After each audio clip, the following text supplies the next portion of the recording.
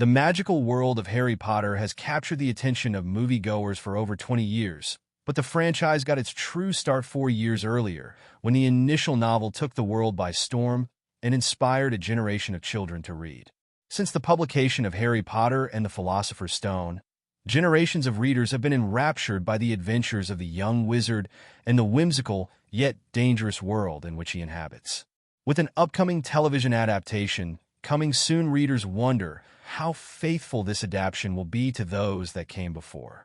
While certain aspects of the Harry Potter film franchise are beloved by die-hard readers, such as the iconic casting of the main trio in Daniel Radcliffe, Emma Watson, and Rupert Grint, other choices and factors were met with disappointment or regret. The Harry Potter novels are massive and their world even wider. Some cuts have to be made in even the most perfect book-to-film adaptations. The wizarding world of Harry Potter is no different, but some films have definitely handled this task more than others. 9. The Fantastic Beasts films, 2016 to 2022. Directed by David Yates. Admittedly, this is more of a technicality and an excuse to poke fun at them than anything, but the Fantastic Beasts films are technically based upon a J.K. Rowling-penned Wizarding World novel. They're also decidedly not fantastic. The titular novel, Fantastic Beasts and Where to Find Them, is an in-universe textbook. The unplanned and unfinished series of mostly flop films have decidedly nothing to do with their source material other than a shared name and the occasional mystical animal.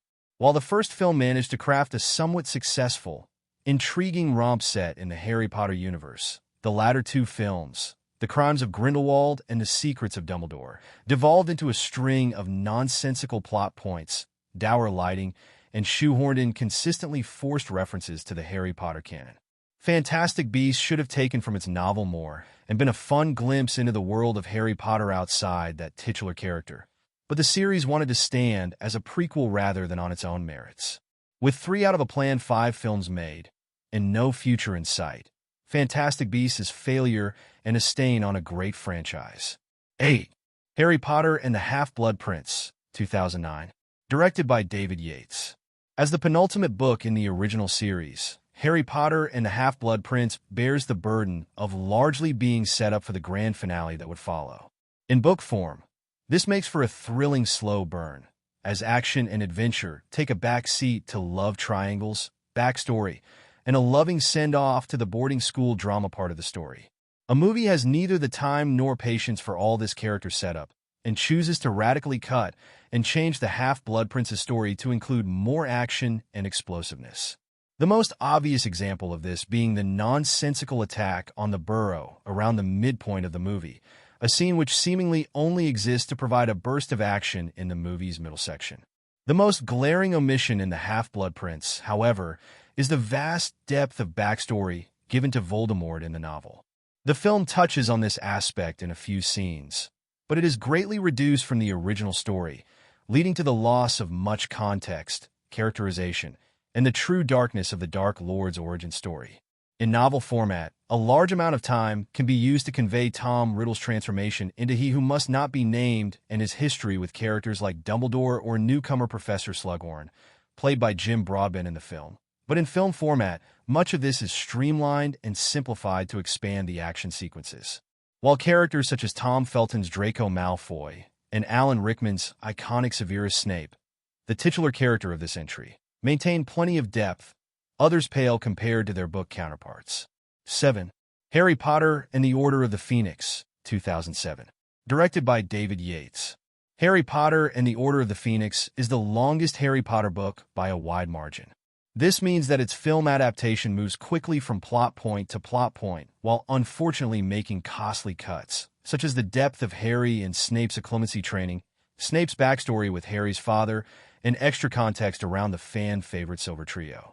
The characters of Neville Longbottom, Matthew Lewis, Ginny Weasley, Bonnie Wright, and Luna Lovegood, Evanna Lynch, are firmly solidified as some of the Golden Trio's closest allies in this outing, but are sadly also the source of much cut content and inaccuracies.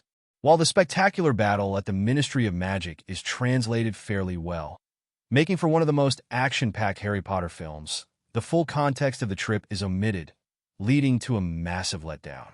As the book fully explains an iconic twist, the prophecy retrieved from the Ministry of Magic ties not only Harry to the Dark Lord, but Neville as well. Had the Dark Lord chosen to go after Neville as a child, he might bear a scar similar to Harry's and be the leader of this resistance. It's amazing context that adds a lot of emotional complexity, as well as a near-Macbethian take on fate to the wizarding world. It also ties to one of the series' most devastating scenes, which was sadly cut from the film, in which Harry finds Neville in St. Mungo's hospital visiting his parents, who were tortured to insanity by Bellatrix Lestrange. 6. Harry Potter and the Deathly Hallows Part 2 2011. Directed by David Yates. Harry Potter and the Deathly Hallows Part 2 differs from its book in combination of mistakes seen already, the need to broaden its action, and disservices to Harry's supporting cast.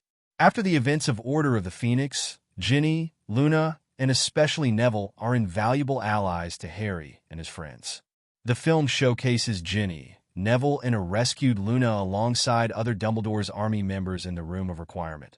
But the book makes clear that, in the absence of the Golden Trio, this new trinity had been waging guerrilla warfare all year long to protect Hogwarts and its students.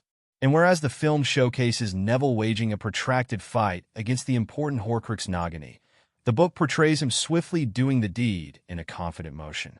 The largest difference in the movie comes merely from expanding the Battle of Hogwarts from a few climactic chapters to over half of a feature film. The Deathly Hallows Part 2 is a climax to a decade-long franchise, and it feels the need to go out with a bang, a change which is in some ways actually better than the book it is based on. However, it requires the film to omit extra context about characters such as Snape and his full relationship with Harry's parents, and almost fails others such as Dumbledore. Movies and films are different mediums, and The Deathly Hallows Part 2 does its best to show instead of tell, but a few more things needed to be told. 5. Harry Potter and the Goblet of Fire, 2005. Directed by David Yates. Dumbledore, Michael Gambon, yells at Harry, Daniel Radcliffe, in Harry Potter and the Goblet of Fire. The funniest inaccuracy in the Harry Potter franchise is found in its fourth entry, Harry Potter and the Goblet of Fire. Famously, the line Dumbledore calmly asked Harry was translated as full of screaming accusations, and while this change may be completely justified, it has stuck as the most commonly known change between Harry's on-page and screen.